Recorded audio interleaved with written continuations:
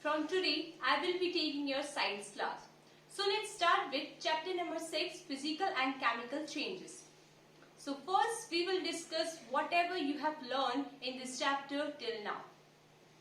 So, you have ever noticed any changes happening around you in your day-to-day life? So there are the different types of changes, like falling of leaves from the tree and they become dry after some time, and changing of seasons. And there are the different types of changes that happening around in the day-to-day life and your body also. Growing of your nails and your hair and increasing in your weight also. So there are the two types of changes. First is physical change and second is chemical change. So let us first discuss about physical changes. What are they? So physical changes is a type of change in which a substance undergoes change in its physical properties. So this type of change are called physical change. So what do you mean by a physical properties? So let me tell you about this. What is a physical properties? So those properties which can be measured, which can be seen and which can be observed from the outside. These are physical properties. So let me give you some example of physical properties like shape, size and color of an object which we can see from outside. These are the physical properties. Now let's take a simple example of physical change. So let's take an example of your haircut. So your hair is your physical property. You can touch it, you can feel it, you can measure the length of your hair also. So what happens when you go for a haircut? The shape and the length of your hair get changed. But after some time, your hair will grow again and you again go for a haircut. So this is a simple example of a physical change. Now I have a balloon in my hand and I am going to blow it. Okay.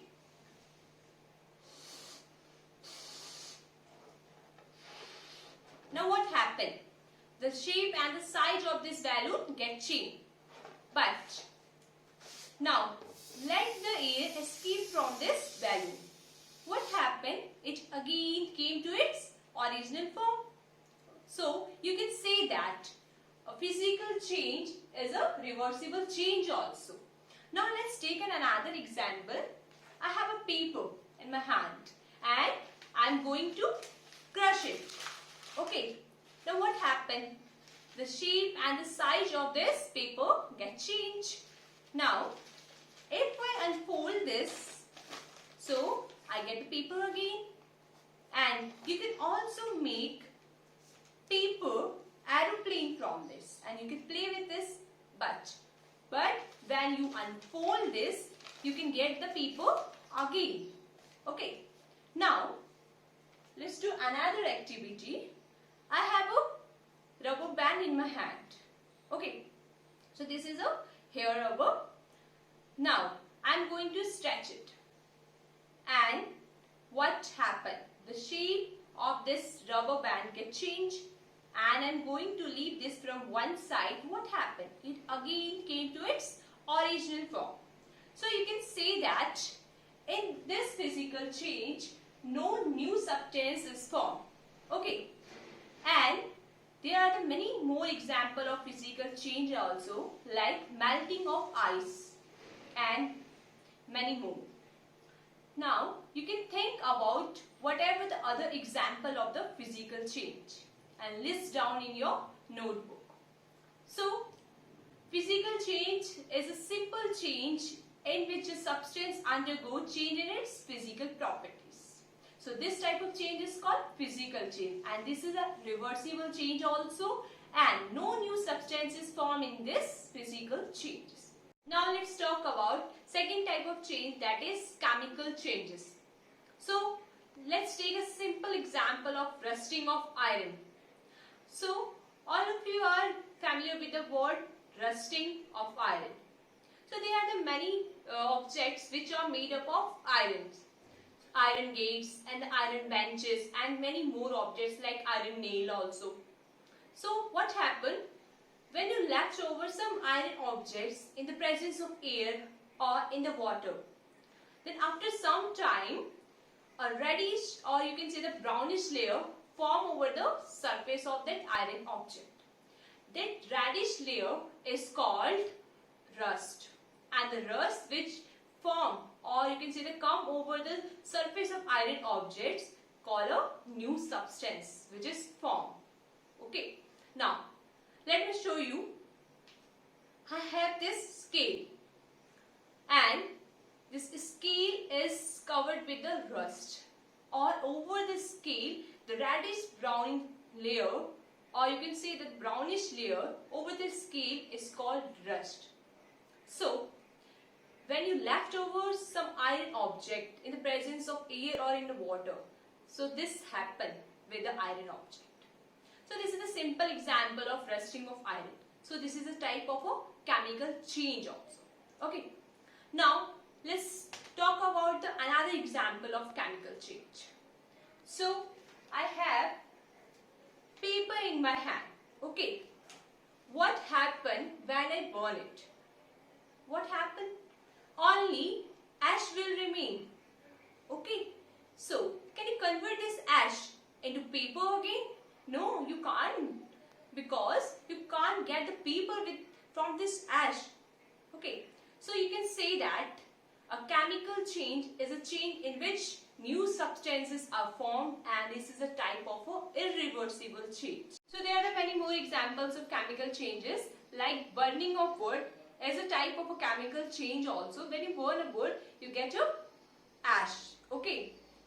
Now there are the other example like making of curd from the milk is a type of a chemical change, and ripening of fruit also, this is a type of a chemical change. Now let's talk about one activity which is given in your science textbook on page number 60, activity 6.6, burning of magnesium ribbon.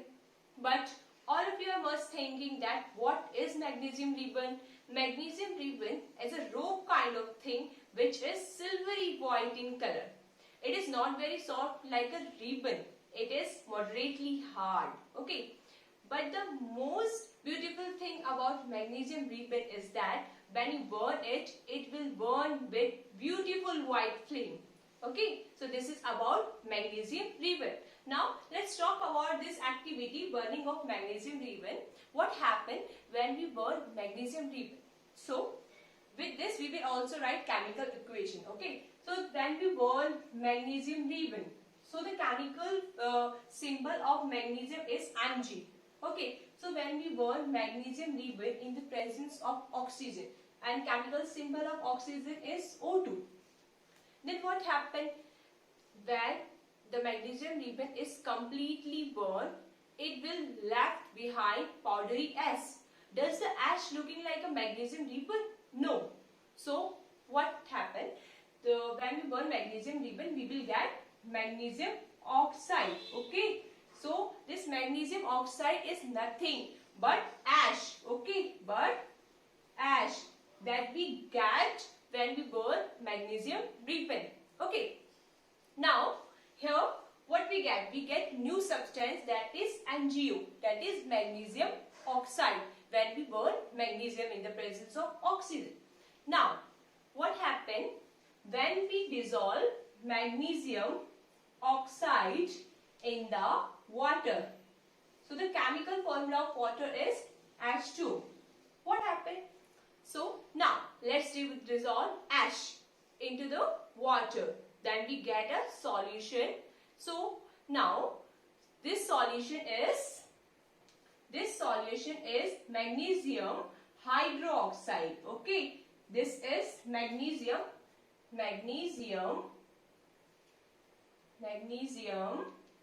hydroxide. Okay. Magnesium hydroxide. Now let's perform a litmus test on it, that this solution is a basic or a acidic.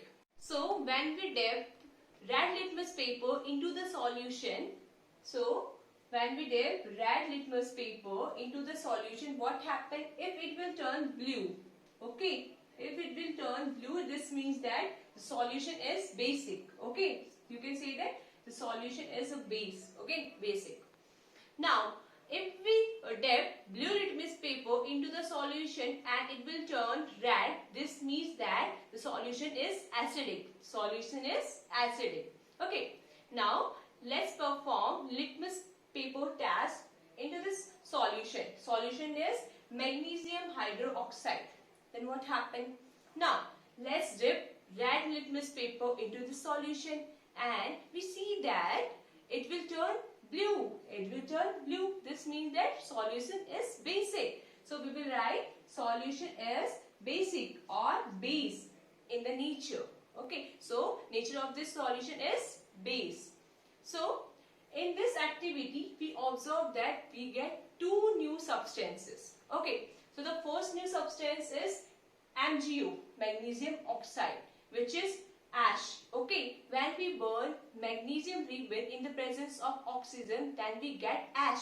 So this ash is nothing but magnesium oxide. So this is the first new substance that we get. Okay, and another is when we dissolve ash, that is magnesium oxide, into the water, then we get a solution. Okay, this solution is magnesium hydroxide. This is the another new substance that we get. Okay, from this activity we can say that in a chemical change, one and more than one new substances are formed. Okay, now let's talk about another activity which is given in your science textbook, page number 61, activity 6.7. So let's take a half cup of water and add 1 tablespoon of copper sulfate into it and add few drops of dilute sulfuric acid into it. A blue color solution is formed. Now let's save the half of the solution in another beaker and kept it aside. And now drop iron rain into the solution and wait for half an hour. Now let's compare the color of both of the solution. So the first solution is of blue color and in the second solution we have dropped iron nail into it. So what happened? So the color of the first solution is blue and in another solution we have dropped iron nail. So the color of the solution get converted into greenish color. Okay, so why this change happened? This is because of the chemical reaction between copper sulfate solution and iron. The iron nail which we drop into the solution. Then we will get iron sulfate solution which is of green color. And now just take out iron nail from this greenish solution. Okay, when we take out this iron nail from this solution, we observe that there is a brownish layer deposit on the iron nail. What is this brownish layer? This is copper, nothing but copper, which is deposit on the iron nail. So in this activity we observe that we get two new substances. First we get iron sulfate solution and another we get copper. Okay, so we say that a chemical chain is a type of chain in which one and more than one new substances are formed. So this change is called chemical change. So students, in today's class we have discussed about two types of changes. So the first type of change is physical change and another is chemical change. So now we know about both of these changes. Now let's compare both of these changes. So physical change is reversible change and chemical change is irreversible change. And in physical change no new substances are formed, but in chemical change one and more than one new substances are formed. So this is about physical and chemical changes. Now we have also discussed two activities in today's class. So if you have any doubt regarding any topic that we have discussed in today's class, so you can contact me, okay?